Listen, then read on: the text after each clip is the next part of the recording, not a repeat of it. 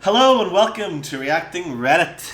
I'm your new host, better than the last host, that's for sure. He's not currently watching me evaluating how this goes in any shape or form, and we're going to go straight on to the topic that I obviously am very well adverse to and adapted to. Twitter is the most toxic shithole on the internet. Need we say more? First, I'd like to give us some fucking context to this whole ordeal. So we're gonna have a look here at what Jason Murdoch is saying, because he's a lot to say. In fact, some would say he has about 3 articles worth of things to say. Uh, Twitter's plan to let people charge money for access to additional or exclusive content was criticized by some users on Friday. The hashtag RIP Twitter became a top 5 trending topic as it was used thousands of times to reject the new feature, which is known as super follows. Memes were widely shared to illustrate this stance, some attracting thousands of shares. I love y'all, but there's no way I'm paying to read your tweets, one person wrote in a post that was fairly representative of the general vibe.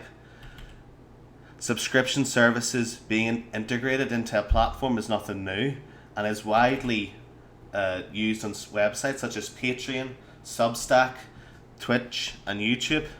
Other companies, like OnlyFans, known as obviously the Progressives Pornhub, are completely based around the model of changing or charging for access. Goes on to say, while there is no suggestion Twitter will become pay to use or that individual tweets would suddenly become fully paywalled, it would still mark a significant shift for a platform that has always been free to use for everyone. Moving on here, from more comments from Jason. He's once again an esteemed article writer. He has a lot to say on this topic. Twitter on Thursday rolled out a strategy, including a series of new features it plans to introduce to help the company double its annual revenue by 2023. The new features, however, include a super follow tool that will let users monetize their tweets, an idea that didn't go over well with Twitter's current user base. Immediately following the news of Twitter's super follow feature, the phrase "rest in peace Twitter," which has never been used before, especially not 5 years ago and commented on Reddit, which we may or may not go into the details of, began trending on social media site. The trending topic suggests that Twitter users think the killer feature missing from the site is an edit button, not a way to change followers. An edit button so Trump can optimize his propaganda on a daily basis. That would be very ideal, Twitter. You know what ultimately is best for yourself. During Twitter's Analyst Day, executives shared a slide that laid out the logical behind super follows.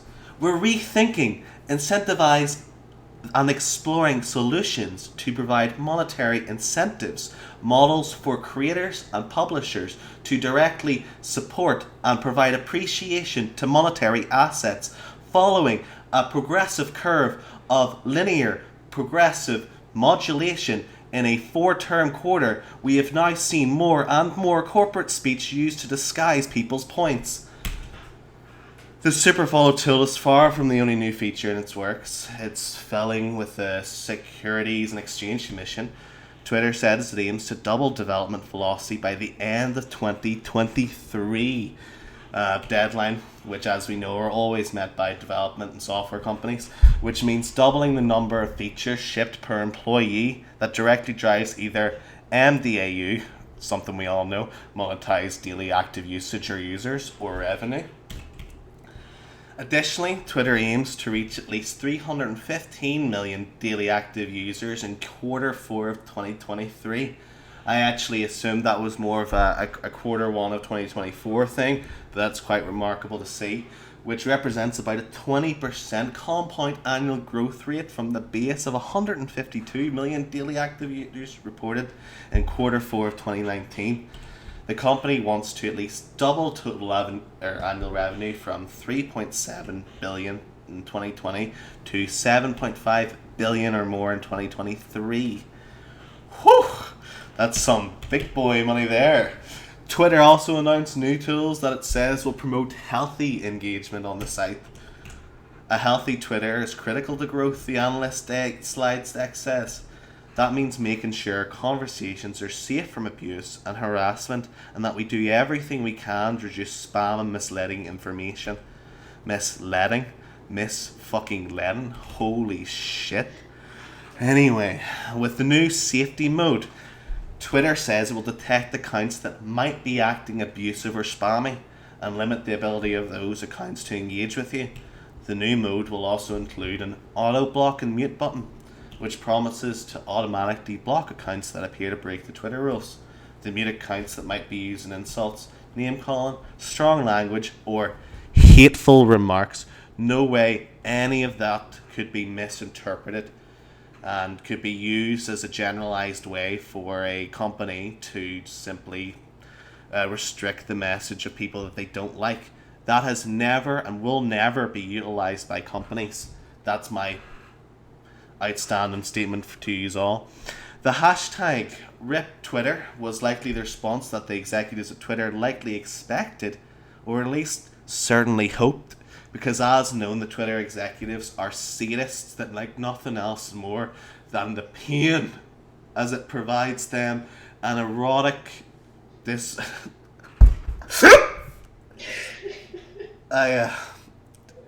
I'm now just imagining a bunch of Jackie, shut the fuck up. You're not reading this. This is the new peppy Irish boy, alright? Anyway. Or certainly hoped, because once again, sadists, and in fact sadists run the majority of tech companies. That's why they constantly do such a bad job, so that people will slag them off and harass them enough that they can finally get hard.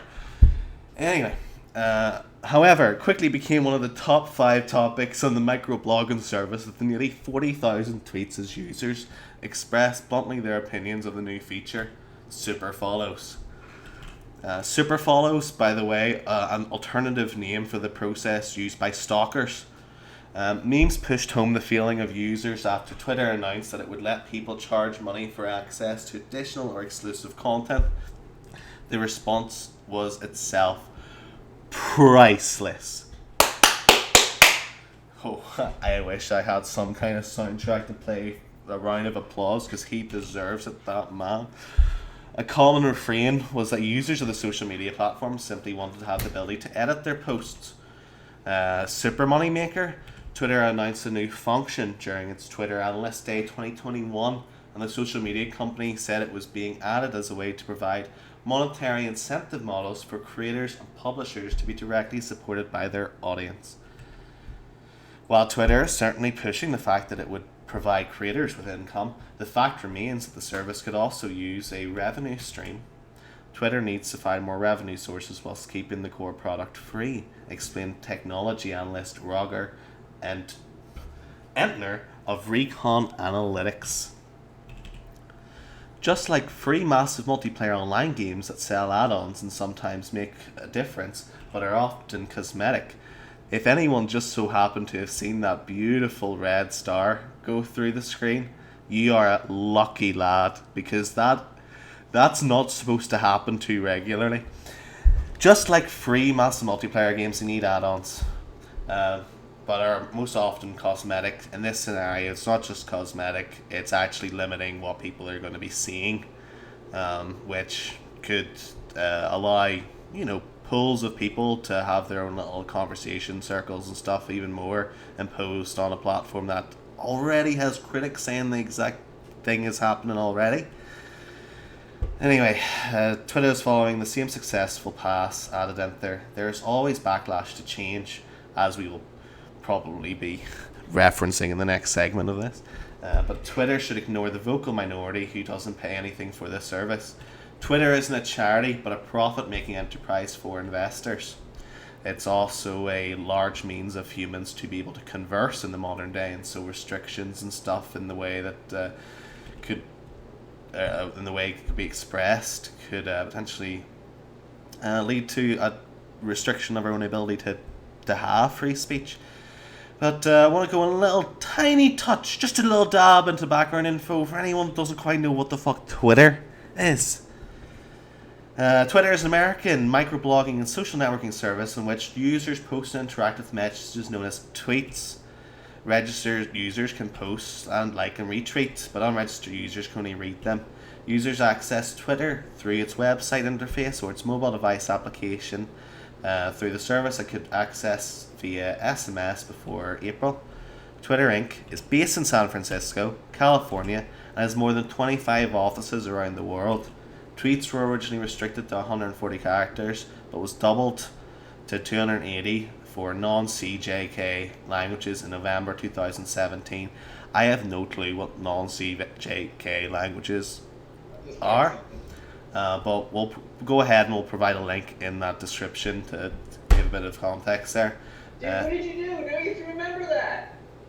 Audio and video tweets remain limited to You know what, Jack? I will remember it because I care about my audience, unlike some of the prior speakers. Anyway, if Jack will allow me to continue on my job here. It's obvious that increasing from 140 characters to 280 characters has directly resulted in a doubling of the expense of Twitter. Thus, the need to incorporate these new changes. And that is not a call sarcasm. As we all know, double the data, double the moolah. Twitter was created by Jack Dorsey, Noah Glass, Biz Stone, and Ever Williams. Now, you wondered, why did we go into this at all? Why are you explaining what Twitter is? But it's very fucking clear now. Alexa, stop. More important things to get on with. Twitter was created by Jack Dorsey, Noah Glass, Biz Stone, and Evan Williams. Bet you didn't know that, did you? If you did, comment below. If you didn't, like and share this with 10 friends and have them all like the video, and we'll use the metric difference of the 1 to 10 to be able to evaluate. By 2012, more than 100 million users posted 340 million tweets a day, and the service handled an average of 1.6 billion search queries per day in 2013. It was one of the 10 most visited websites and has been described as the SMS of the internet. Some people would think that we could have removed for the viewer these numbers that reference links down in the wiki. And we absolutely could have, but that would have required the lazy programmer we have to do more than just sit around on his ass all day. As of Q1 2019, Twitter had more than 330 million monthly active users. Twitter is some to many microblogging service, given that the vast majority of tweets are written by a small minority of users. Oh. Finally, to the zest, to the interest, the reacting to the Reddit posted by you/nobody, because there's nothing displaying this better right now. Once again, lazy programmer. Twitter is filled with people who pretend they are activists, but don't fight for things that are actually significant. In fact, most of the time they complain about irrelevant things. I wonder what politically correct will be like in the near future, though I do agree with some of the topics on Twitter. Most of them seem to be ignorant. It's not much to say that as time goes on, what is considered politically correct will become extreme to where we view it now. But in the same way, slagging off blackface and stuff now is commonplace, whilst in the past it was commonplace to go ahead and do it from all sorts of things. It'll just be the way the world progresses, avid traveller. Now, avid traveller, I would suggest that you might not necessarily be that much of an avid traveller, and because if you were, you'd see this progress happening around the world. Or maybe you're just a generalised tourist sitting there fucking taking pictures and blogs, and that's why you have so many points. God, Avid, I'm just jealous of your life, to be honest with you. Every time. Oh, this is the original post to the person that posted out the tweet here. Twitter is the most toxic shithole on the internet. Every time I glimpse at Twitter, there's some sort of controversy going on with people attacking and insulting each other. Twitter feels so public in comparison to Facebook. At least on Facebook, I can isolate myself into my own corner with a few friends and family and bigoted assholes and spend my time sucking each other off as we indulge in our political mandering. Sorry to jump on to an old post here, but I think there's very much the same thing that could be said about Reddit. I used to be on a Reddit heavy until a couple of years ago. Twitter just clicked for me, and honestly I see very little difference in content, at least from my feed. Actually, these are fair points. I use Twitter as one of the two main news aggregating sources, YouTube being the other, and not the trending stuff. Now, would know a little more about you if I at least mentioned your name there, but I didn't want to, because your name's Yes Anything, which might make people discredit your actual opinions. Yes Anything. Ever thought about that one? People and channels I have carefully chosen to follow. OT, which I don't know what that means because I'm illiterate. I can't remember if it was Twitter or YouTube when I first learned about the major breakthrough at MIT last week in graphene production. One thing I'm sure of, it was not legacy mainstream media. Ooh, this is saying that he found out about more interesting to him news on a different platform. Jack just went ahead and scraped at the camera whilst going, "No technology!" And this is something that I feel him and raptors from Jurassic World have in common. You dirty Bristol Boy. Oh, Bristol Boy here. I really wish Twitter would just die. Fucking reel over, have a heart attack because his wife finally puts out for the month, and then fucking caves it to the much same respect as fucking Elvis on the toilet. There's very little of a shit given if he died. When it was first described to me, my reaction was that it sounded like the most brain-dead technology ever invented. It's something a student in an AP class might do for his final project. This was before I'd even seen how people actually use Twitter. Oh, Bristol Boy, you had that opinion before you even fucking went on to it. You're not in for any joy in your life. And for some reason, there's almost nobody in the middle either. Everyone is either exactly as you described, or a literal white supremacist. And there's never any intellectual discussion going on. I've gotten too depressed from the political shit, so I mostly just stick to trash talking sports to people. It's somehow the least toxic part of that site. Oh, when sports trash talking is the least trash you can get on a site, you have reached a new low. And to be frank, I think with that reflection in mind, I'm starting to share the same position of this original poster. Fuck me, like, that's a good point. Subway burning goats. I've said goats wrong there, but I'm just going to go with it. You know, Irish goats, something we're fond of, regardless of their rectangular pupils being sent by Satan himself. I wonder what people like that would say if a non-white person appropriated their culture. I suspect this doesn't have as much to do with the dress or his Chinese culture as much as his resistance for the sorts of rich white American kids you see in those photos. Resentment for the sort of rich white American kids you see in those photos. When people see super pretty white girls wearing feathers at Coachella, are they upset because they think that someone's culture is being destroyed by that act? Yes, some do, on Twitter at least, for sure. I'm sure there's entire groups dedicated on Twitter specifically to that. Are they upset because they kind of just hate super pretty white girls? Ooh. I've been thinking the same thing Prara says. People always talk about immigration in the context of first-generation Americans who, in my experience, love America and super grateful to be here. Why I have went into a Valley Girl accent, I do not know. Their kids and grandkids, on the other hand, who've never known anything else, view themselves as oppressed and resent growing up around taller, richer white people like myself. That's why.